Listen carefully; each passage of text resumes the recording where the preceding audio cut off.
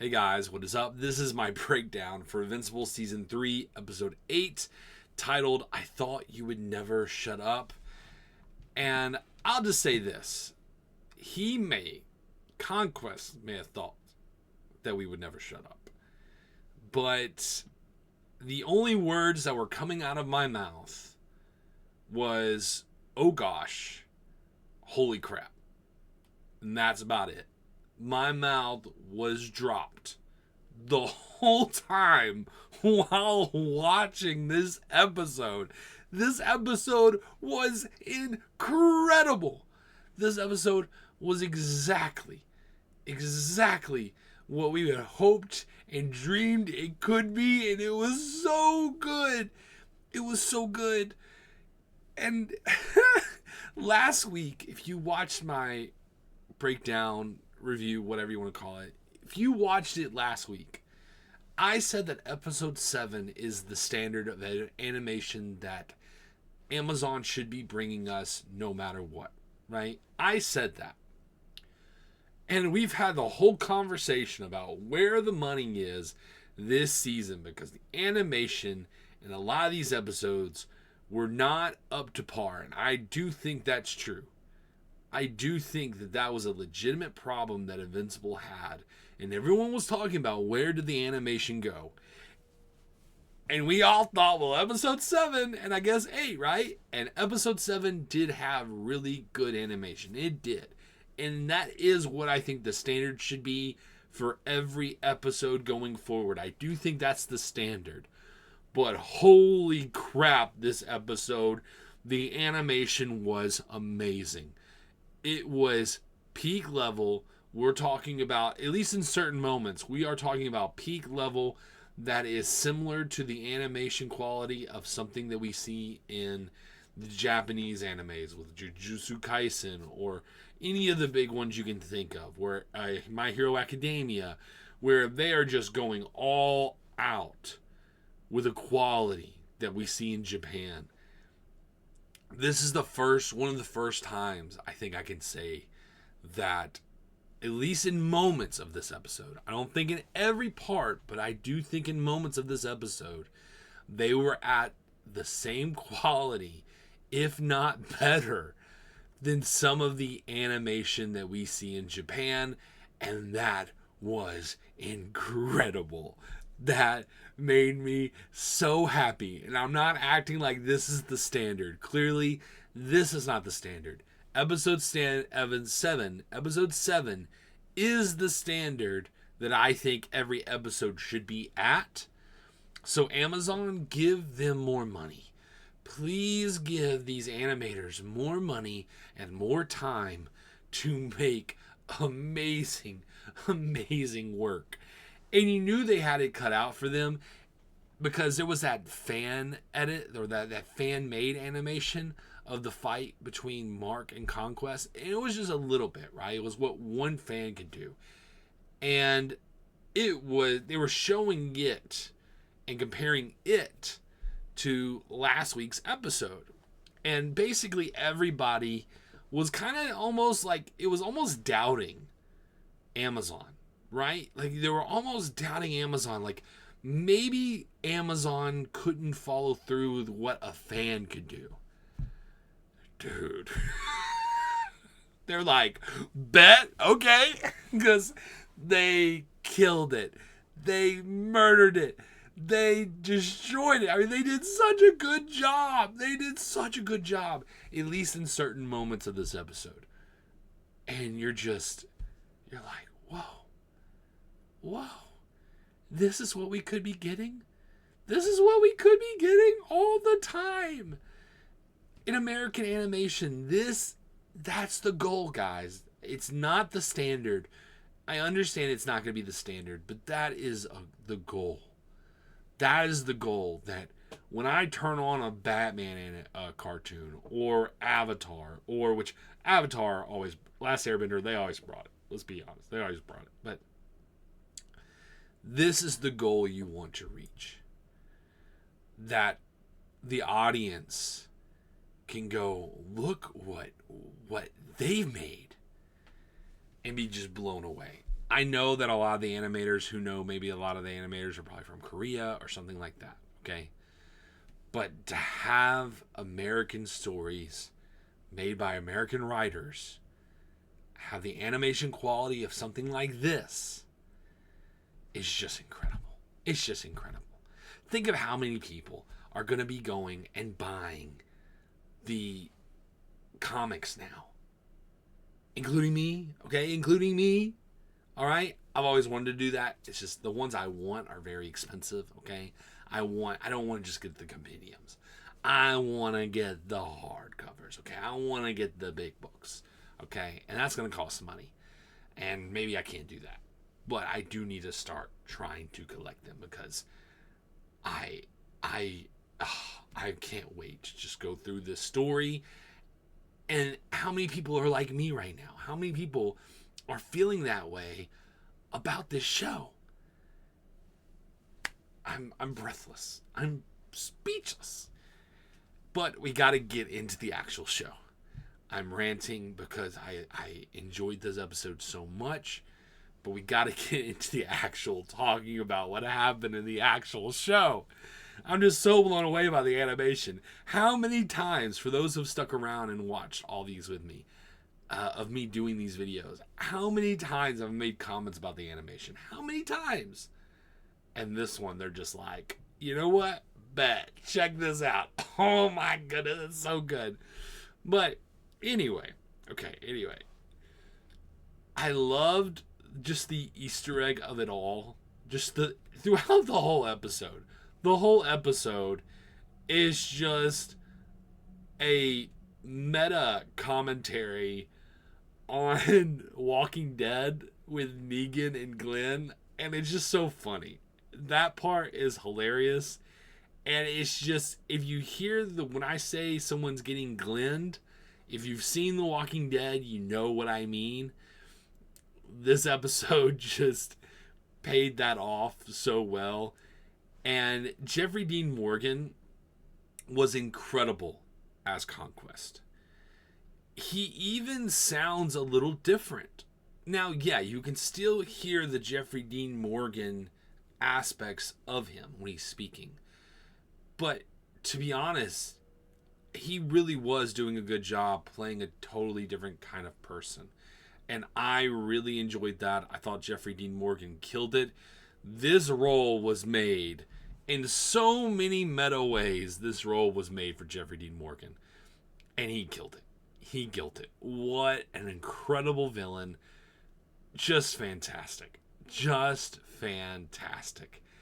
And the fight was insane. Talking about the animation quality, I mean, just every aspect of it, even to the point where when they fly up into space, you understand the character of Conquest. You understand the layers that he has as a character when he's out in space and he spits out a little bit of his blood, which then automatically freezes, and then he holds it and bends it to his will to make a shape of a heart, to let Invincible and to let the audience know that he is doing what he loves, which is brutally murdering other people and taking over their worlds, right? It's just like chef's kiss, but it totally gives you everything. This moment and another moment give you everything you need to know about that character. And there's always the commentary about showing and not telling. And comics is the perfect medium of showing something without going into a humongous detail of telling you, right? It's probably one of the best art forms in a lot of ways for that, because of the art and getting to enjoy it. But just that scene just gives you so much that you don't have to overly explain. It was the criticism I had of Daredevil this last episode, was there was a lot of telling and not a lot of showing when it came to the character of White Tiger. This, you showed me, you didn't have to tell me. That little moment gives me everything I need to know about Conquest and how dangerous of a motherfucker that guy is. And, seeing them fight, going through the city, casualties, other bad things happening to other people, you knew the moment I think a lot of us were waiting for was that Omni Kid Invincible team up. And it was not just fantastic, but it has to be a little humbling for Oliver. I kind of wonder, as far as a character goes, because he's not a human. He is two different aliens. He's a Viltrumite and his mother's race. I don't remember what the name of that race is, but he is different. He is different as a person, and he's so confident. He's so confident, and to see that confidence get slapped real quick. But he has so much heart. And to see him and Invincible teaming up was just really awesome to see. It was something I just thoroughly enjoyed. A question I have is, what is Cecil working on? And we clearly understand that these guys are going to be, I don't know if they'll eventually be a threat. But these things, they're the machines that he's made to help fight the Invincibles. The Invincibles really tore through those, and so you knew that they needed to make them stronger. And that's what they're doing. They're using, dead bodies of soldiers and other people, and they're making them into these super soldiers to fight against the Viltrumites. And we're going to have to see how that plays out. Clearly, they weren't ready for this battle, but we'll have a conversation about the MVPs later when it comes to certain characters, but you're gonna have to like, there is a moral arguments for a lot of the things that are going on in the show. There's a lot of moral arguments between Cecil and Mark, but this is one of those moral arguments where it's like, that he's doing something that may be inhumane, may be cruel. But then when you see what the Viltrumites can do to the human race, it's like, you gotta do what you gotta do, man. Like, you understand why Cecil will go to the ways that he will go to try to save the human race. And we'll get into that later, but I think some of those things may actually be a bad thing, but we'll get into that later. Something that I loved about this show, and it's something I think every man desires, right? Every man hopes for this, is that they can find the woman that can stand by their man. And you know what? Mark has found that woman, because Eve stands by her man. No exceptions, right? No exceptions. She is going to stand by him, and she's going to fight with him, and it's awesome. It's awesome.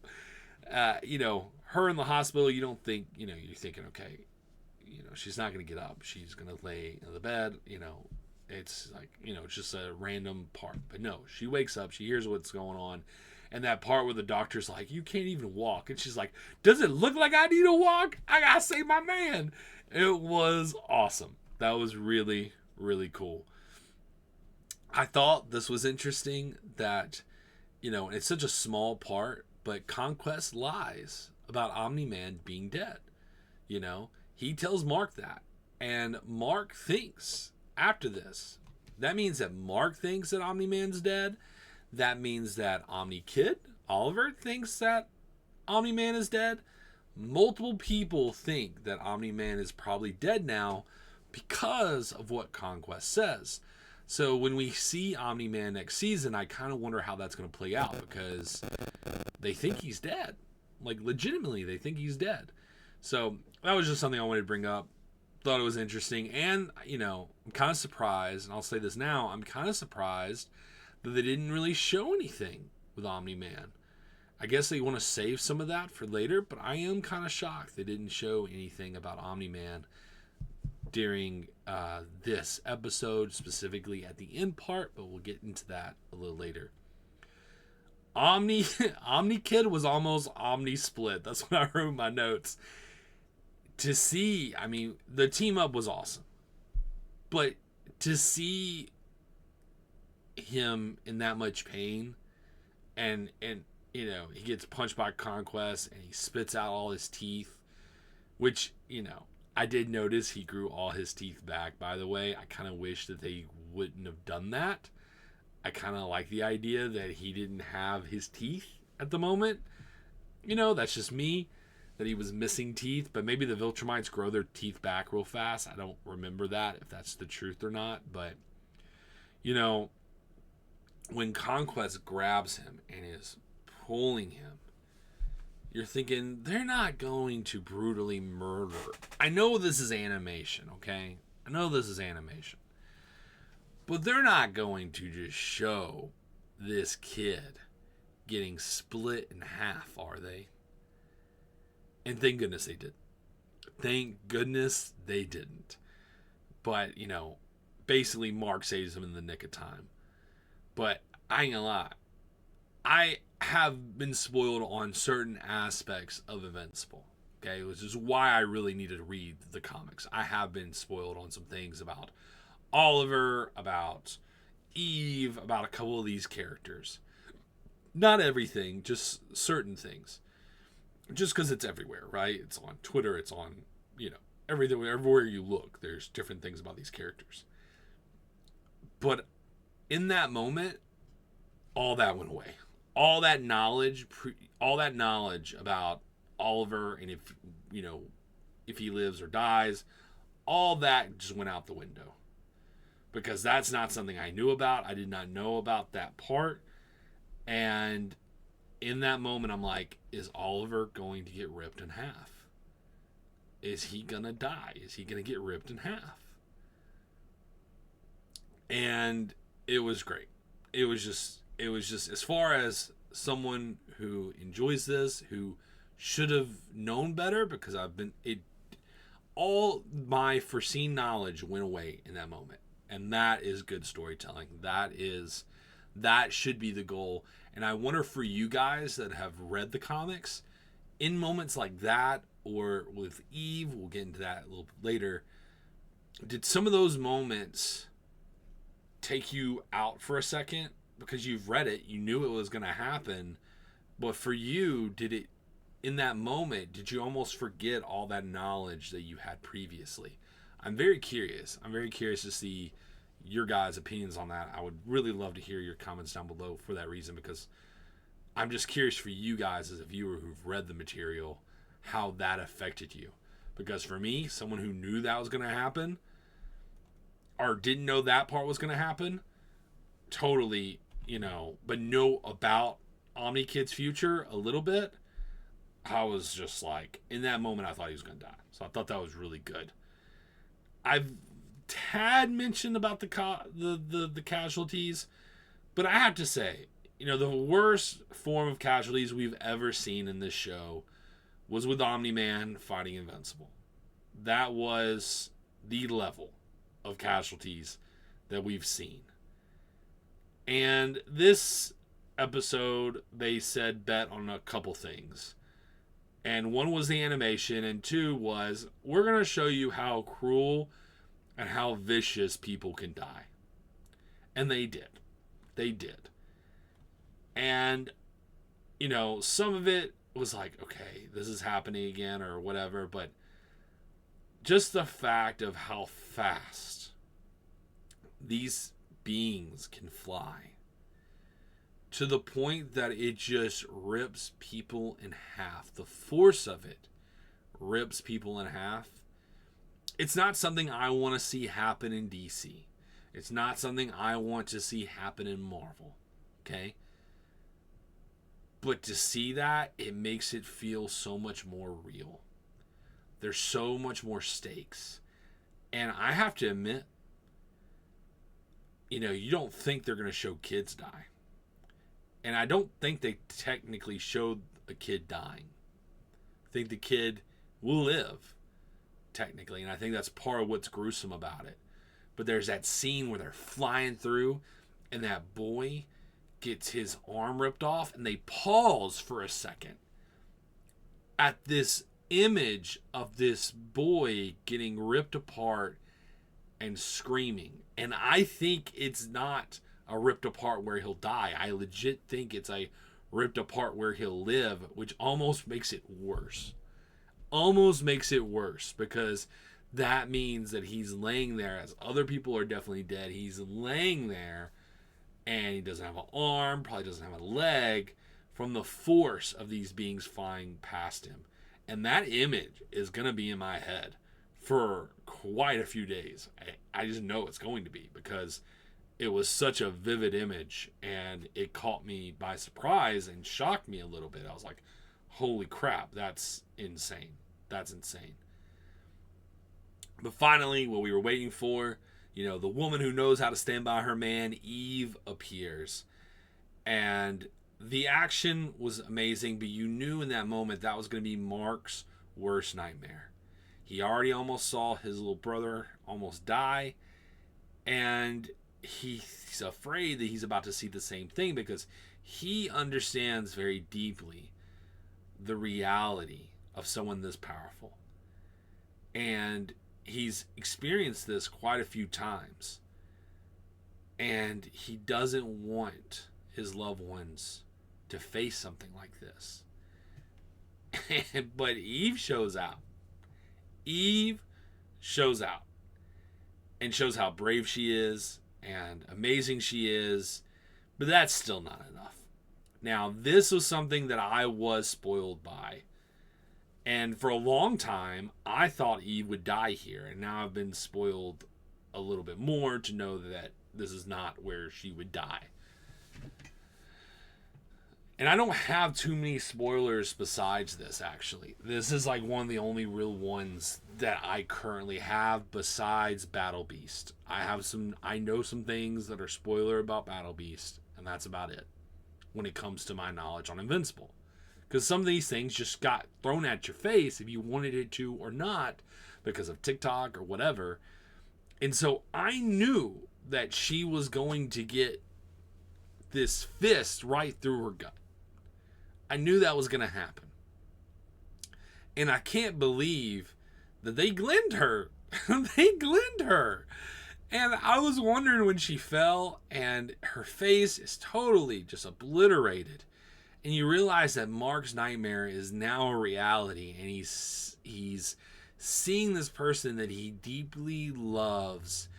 And I was like, is she saying I love you, Mark? Like, is she doing the whole like Glenn line and everything? I was just heartbroken. I was like, no. And it was just vicious. It was vicious. And I have to say this. There was a lot of conversations. I said I knew some spoilers.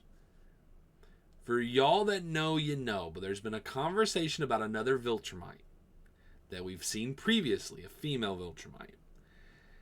And if they would go through with something that happens between her and Mark, like I said, if you know, you know. I think after this scene, I think that's a huge possibility. They may make a few changes to it, but I think that it's a huge possibility that that character will do exactly that. And that's going to be crazy. Like when that happens, holy crap, that's going to be crazy. But, Mark's nightmare is a reality now, and to see him in that level of pain, it was just, right? Like it was just, you felt it. And the all-out, drag-out fight that commenced was chef's kiss, amazing, and you could tell that Invincible in that moment, he is not worried about necessarily trying to be a hero. He is just wanting to murder this dude who just took one of the most precious things away from him, which is his love. And he's going to do all he can. He's going to do all he can to make sure that this guy doesn't live to see another day. And if that means breaking his limbs to tiny pieces, to that scene where they're punching and his arm breaks and the bone comes out and that other guy's arm just totally gets destroyed. That was just, holy crap, incredible. Absolutely incredible. Just, whoa. Whoa. And, Mark has the upper hand, but he gets distracted because he sees something's going on with Eve. And Conquest takes the opportunity to take him down, throw him down on the ground, and starts to share some of his insecurities with Mark, which is kind of interesting. You can tell that the only friendships that Conquest has learned to be able to have is by the people that he's murdering that are at his level. If you're at his level and you're giving him a chance to truly express himself, right? As the violent man he is, he's going to take time to share a little bit of himself to you. And that's where he can be emotionally vulnerable, is when he knows that you're not going to live to be able to tell anyone else his insecurities, his weakness. And, you think about the philosophies, the moral code, like Western philosophy, Eastern philosophy. You go out into these different worlds. If you're someone that's traveled, you understand that not everybody lives exactly the same. There's good people all over the world, but people don't always live the same. Their codes, their morals are different. A good example of that would be a show like Shogun, where you have Christian values and Christian principles from something like England or Spain, but, Protestant or Catholic, and then you have the principles of Japan at the time, and how morally some elements, on one side was good, and then some elements on the other side was good. And, you could tell, though, there's some cruel things, especially in Japan. And another example of that would be like the Northmen with the Vikings. There was some cultural things back in the day that were very cruel. They were very cruel that weren't, a part of the things that we would understand or things that we are accustomed to today. And, there's probably some things vice versa. But, it makes you wonder, for something like the Viltrumites, if they were just raised differently. If they had a different philosophy about life, what kind of people would they be? And, if Conquest could have had an actual name, if he could have had people that wanted to be his friend, that cared about him, would he be something different?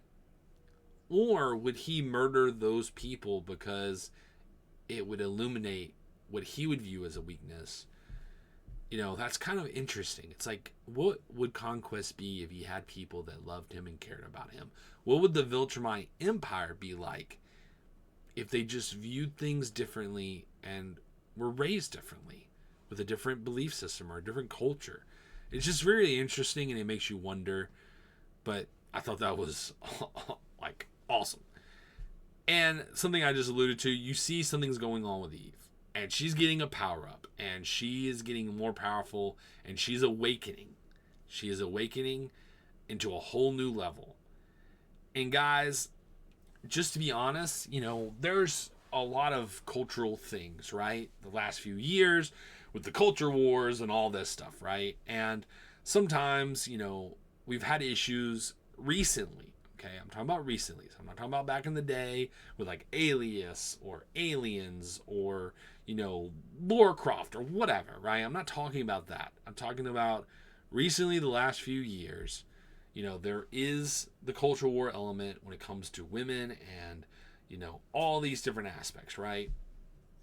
And, a lot of women have just not been written well. They've been written like men, or they've been written in all these different ways.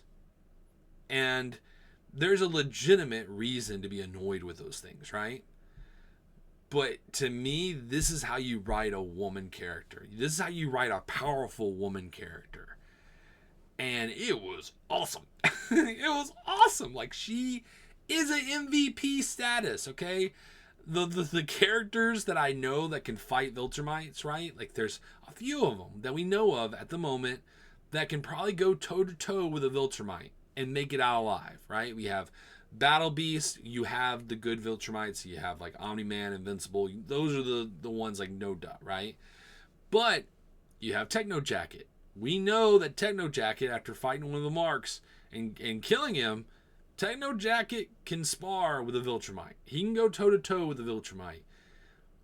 And it seems that Eve's going to be able to go toe-to-toe with some Viltrumites. And I'm so excited for it. I am so excited for it. Like, this is how you write a woman character and give her, make her important. Because she is truly a girl's girl. Like, she is a girl's girl, but she is awesome. She is awesome. And seeing the fight with her with Conquest, seeing her do that wave blast, it was amazing. It was amazing. But then we got to get into this. Conquest got Glenned. He got Glenned. The fight between Invincible after that point and Conquest was incredible. And just seeing that Invincible with broken legs and broken bones, he is going to do whatever he can to still beat Conquest. To the point of going, you know what? I am going to just beat your head in with my head. I am going to destroy you with my face. And he does. And the animation, the blood, it was like, holy crap. Like, we know this show is gory. Like, it's known to be gory. But it takes you back, right? Like, there's moments where you're like, holy crap. Like, it's a little, that feels like a little much, It's just crazy. Just crazy, but just fantastic. And when all that's done, the only thing he wants to do is get closer to Eve. And not to get serious, okay? Not to get serious, but, something to think about is, who do you want to be with when the lights go dark, right? We aren't invincible, okay? We do not have Viltrumite skin. We do not have the abilities to be a Viltrumite or a Kryptonian or any of these type of characters, right? We're human beings. We are more likely to be the ones getting split in half by Viltrumites flying past us than are the ones that are actually fighting something like a Viltrumite. And I think that's just a good reality check, right? These shows, yeah, they're gruesome, they're violent or whatever, but there's a lesson to be shown that life is very fragile, right? This show shows you how fragile life is. And so to tell the people that you love them, I think is an important time to just take that pause and be like, you know what? I'm going to message my dad. I'm going to message my mom. I'm going to message my love. I'm going to spend time with that person I really care about to make sure they know that I love them, because not only can I leave this earth, and we always hope that we are all going to leave this earth one day. And we hope that we're going to leave this earth in a way that's peaceful, in a way that we're surrounded by loved ones and family and all those things. We hope that. But we're not promised that. We're not promised that in this life. So make sure you spend time with the people around you. Make sure you let the people know that you love them. I think that's just an important little note. I just wanted to add that because I think it's important to talk about, especially in that moment, because I thought it was a sweet moment where they're together. And, clearly, like, they probably do think they can probably live from this, but there's no telling, Eve will, but Invincible was beat really bad. Yeah, most likely he's going to live, but you never know, internal bleeding, all sorts of stuff. Like, he could die. And the only person he wants to spend that time with, if it is his last moments, he wants to spend it with Eve. I thought that was special. And of course, Cecil and the whole gang, the Guardians of the Globe, they all show up a little late, right? All the heroes show up just a little late to try to fight Conquest. But it was still cool, and you got to see some of the characters that I would call MVPs. So, for example, Techno Jacket, I think, is an MVP. And I want to know more about these characters. I have something written down later, but I do think, please, Amazon, please, please, please, please, give us spinoffs. It's time. It's time.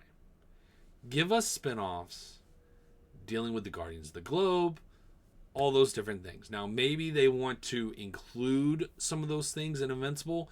You could probably stretch out Invincible for a long time just by adding some of the backstories of all the different characters and making episodes based off those things. Little special events, which I would love to continue the special events. But please, please give us some spinoffs. Give me a mini series of Techno Jacket. Please, please, please, please. I want to see more about these characters. I want to know more about these characters. Because I want to feel even more rewarded when these characters show up in the show. And they're fighting the Viltrumites and all those things. I want to feel more rewarded for that. And as an audience member, I will feel more rewarded if you give them either a spinoff series or a mini series or some specials like you did with Adam Eve. I think it would be special. I think it's actually needed, and I would love to see that. So I hope that's something that comes sooner rather than later. And going back to the lovey-dovey stuff, okay? We got to talk about the lovey-dovey stuff. Mark and Eve are not just meant for each other, they are biologically meant for each other.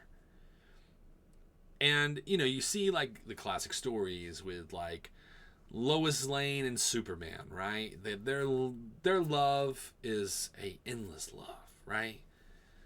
But we all know that if they wanted to make a peak superpower specimen, the character that would do that would be someone like, Wonder Woman, right? Superman, Wonder Woman would make a lethal baby. Like biologically, if anyone biologically was meant to be together, it would be Superman and Wonder Woman.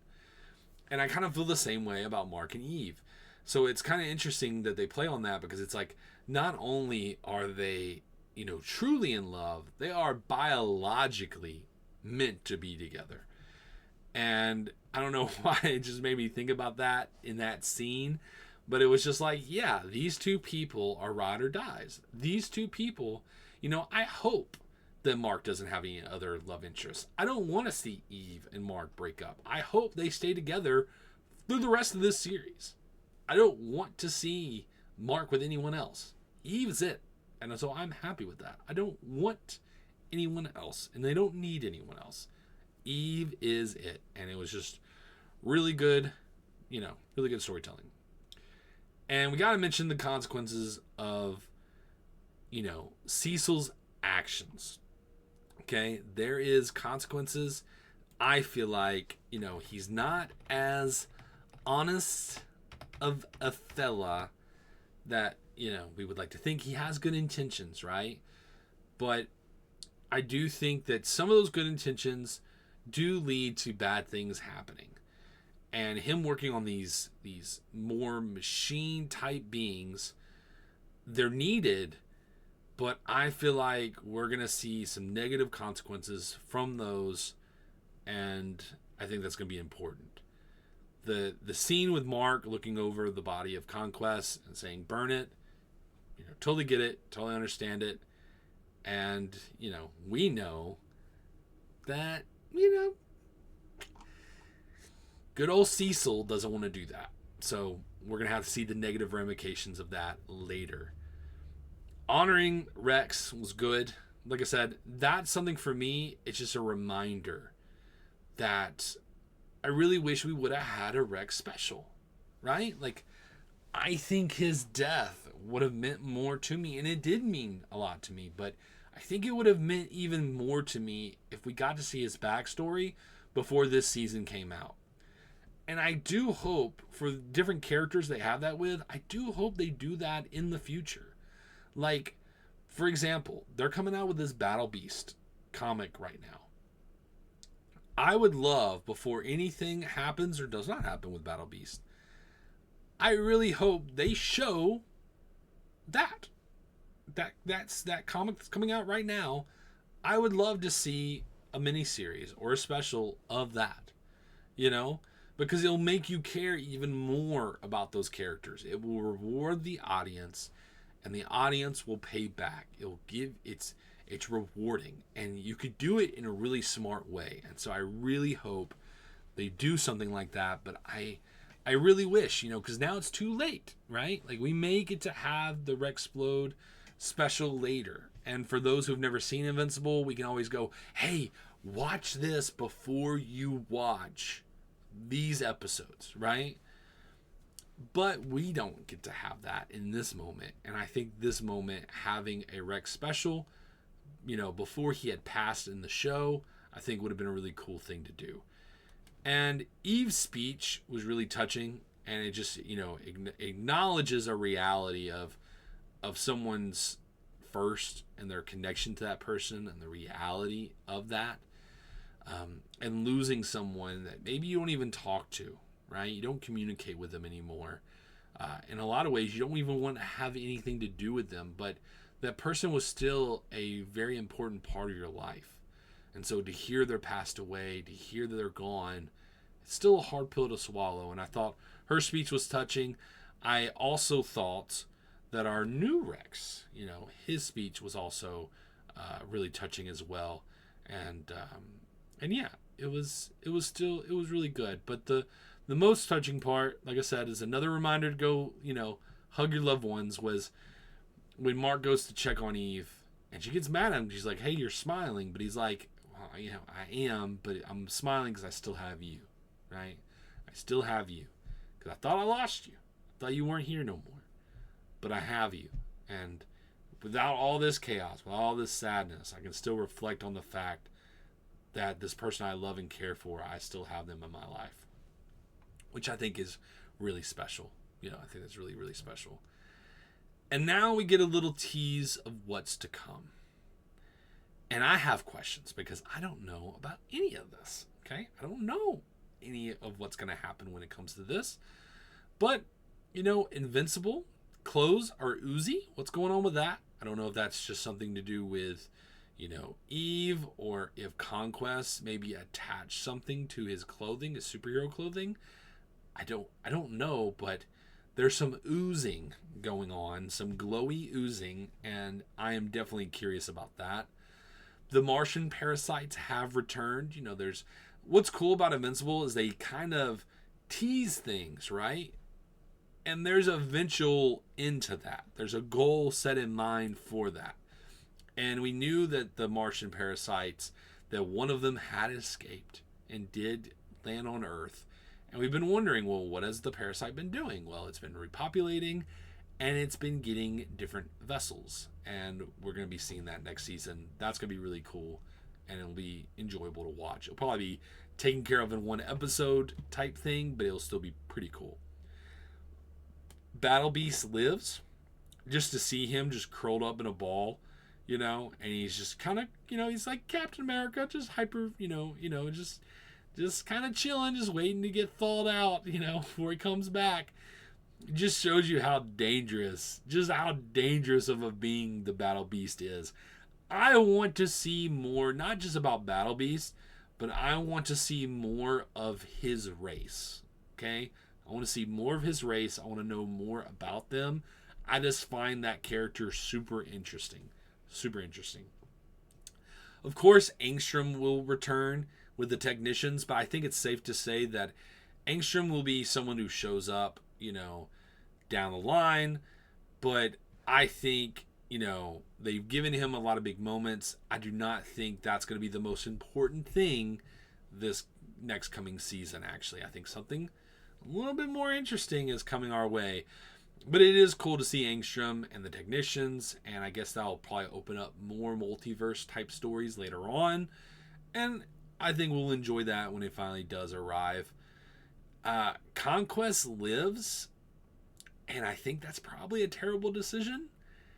And especially when we get into this next bit that I have a theory on, but we know that Conquest lives now, and Cecil is going to try to interrogate him and get all the lessons from him as he can about how to destroy and kill the Viltrumites.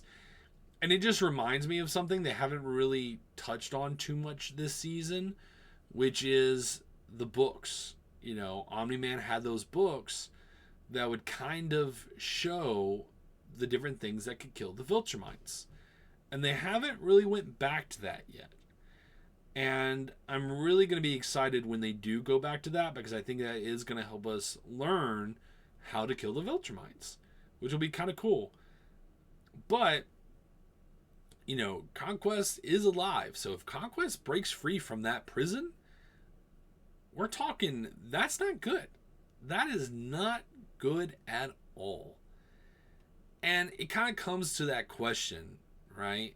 Where Mark's having the conversation with Omni Kid, with Oliver, and he says, I will never, ever let anyone like that get close to harming the people I love. If you are going to get close to harming the people I love and care about, I am going to murder you. You are going to die. And I do think we see this as a lesson old as time. And of course, with Marvel and DC, it needs to be more aspirational, right? Those characters do need to be as aspirational as they can be. Like, Spider-Man or whatever. But morally, okay? And this is based off actions, not title. Because we currently have a moral problem, I think, in society, period, where if you have the wrong title, right? If I don't like the title that you bear, maybe because of your beliefs, and it doesn't matter how cruel or corrupt those beliefs may be, like you may view them as a bad person, but that doesn't equate action.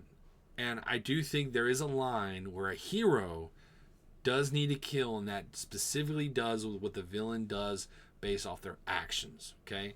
Their actions, not their words, not what they believe, but what are they going to do? And are they going to kill a bunch of people? Are they going to harm a bunch of people?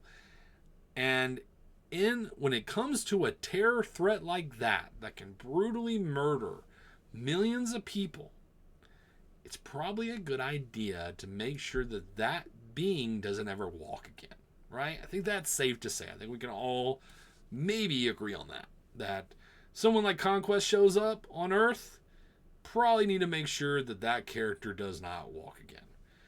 But we got to get into a theory, and we see the big thing they kind of reveal is this demon. Now, both of the demons we saw, I don't think there was that detective demon from the first season, and he's kind of like this Hellboy detective kind of character. And, you see him, and, we know that he got sent back to hell. I don't think these two characters are that guy. So I do think we'll see that character show back up, actually, which will be cool. I think it's been long enough. I'm really ready to see that character come back. But we see that these demons, they have a plan, and he tells the elder one that, hey, I have a vessel for you, and he is dark and he is wicked, and you do think, and he's on Earth, and you do think at first you're like, okay, is he talking about Invincible? But he mentions the thing about his heart. It's like, this guy's heart is dark. Well, who is he talking about? He's talking about Conquest, and he's like, we can summon him here. And so that's the thing, Cecil thinks, okay, I got Conquest trapped. He ain't going anywhere. But no one's thought about what if a demon summoned someone like him somewhere else. And what would happen if Conquest was possessed by a demon? That's terrifying. And I think that's going to be the next big thing that we're going to be seeing in the next season. That's my theory. I would love to hear your theories. Some of you probably already know because you've read the comics. I'm going to be there. I'm going to start reading basically as soon as in a couple weeks. I am going to save money. I am going to get a collection. Maybe I just get the compendium. I don't know. And then eventually maybe I'll get a more hardcover book of it. But I am going to start reading Invincible. It's going to happen. I'm going to start reading it because I got to know. I got to know, and I don't want to start right where the comics are now. I want to earn it. I want to start at the beginning and work my way up. So I'll be curious to know, but that is my current theory for next season of Invincible.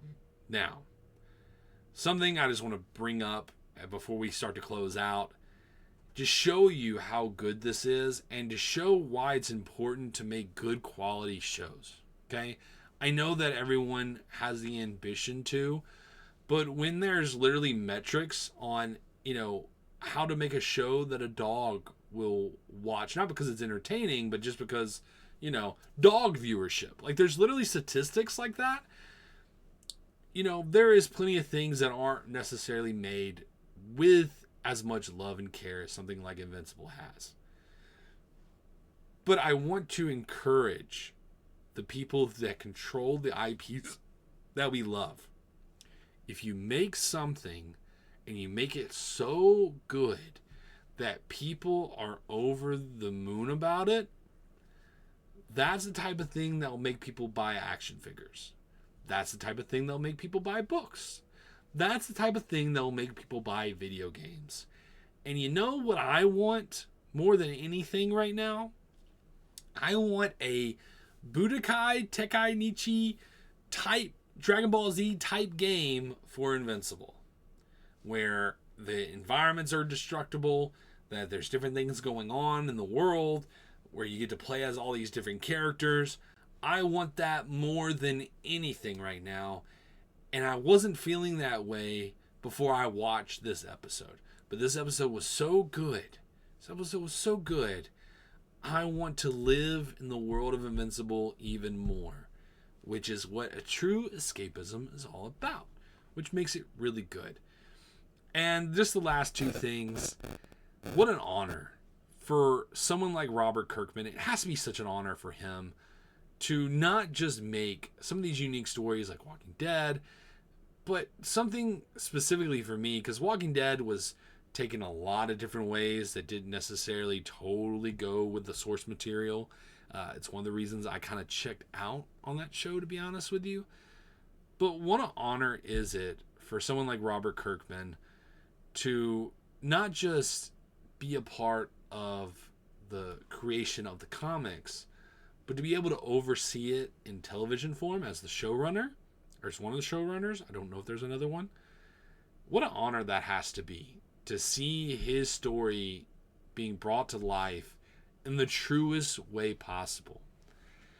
And, to have writers help him with those things that maybe he didn't do as good. Or, he's like, adding this little moment would make it better. I heard that the blowing of the blood heart was not in the comic. I could be wrong, but I heard it wasn't. Or at least it wasn't in the way they showed it. And what a layer. What an interesting layer that was. How unique that was. And, talking about building a legacy, it's one of the things that is killing comics right now is, there's a clear difference between manga and comics, where manga, you can watch the anime and then you can go read the manga and catch up and know what's going to happen in the anime. You're rewarded for your efforts, right? And with Marvel and DC, there's a lot of not rewarding the audience for their effort. And there's a lot of things that Marvel and DC could do to make that personally better. And I hope they do that in the future, because this is the template. This is the template that we need in future projects for Marvel and DC. It doesn't have to be connected to the universes you're doing with your movies and things like that. Because let's face it, if they make an Invincible movie, the Invincible movie is not going to have the layers that this show has had, right? But at least the show can perfectly adapt the source material in a really unique way, in a real true way that is rewarding for those who read the source material. And so I really hope that DC and Marvel take notes on this. And it doesn't have to be connected to what you're doing in the movies and even in your live action shows. But give me a deceased, television series. Give me an Injustice series. Give me Marvel's true version of Civil War. You could make a full series, probably with multiple seasons, just based off of Civil War. Because when that run was happening and they had all the different side comics, it was one of those rare times where basically all those comics were good. You could do some crazy things. And if you were just nerdy enough, companies, if you were just nerdy enough, you might just succeed. You might just succeed. So take notes from what Robert Kirkman is doing, because I think it's worth it. Personally, I think it's worth it. And there's certain things in my life that I know I can trust, right? I know that if I go to Papa John's and get me a sausage pizza, that I'm going to love it. But the one thing I know for sure, I think now I can safely say, in Invincible we trust. I have a sense of trust. I trust My Hero Academia. I know some people may not like it. I love My Hero Academia. I know when the last season of My Hero Academia comes out, I am going to love it. I just have that trust in my heart because they have proved over and over again that it gives me exactly what I want from a superhero kind of show. And this does the exact same thing. So, in Invincible we trust, and I can't wait for season 4. But guys, that is it for me. Let me know what you thought of the show. Please drop your theories. I'm going to read them all. I really want to know what you guys think, because this was so enjoyable to watch. And for y'all, the ones that stuck with me this whole time and watched every single video talking about catching up through the episodes with me, I just want to say how much I appreciate you and how thankful I am that you stuck around. And hopefully you stick around for a much longer time, because we're going to be doing a lot of interesting things, and I'm going to be maybe making some changes. But I do know no matter what, when next season comes out of Invincible, you're going to be able to see me talking about every episode for every week. And anyway, guys, I'm going to end off with this. Whatever you're doing, wherever you're going, I hope you're having a good one. Peace, guys. Bye.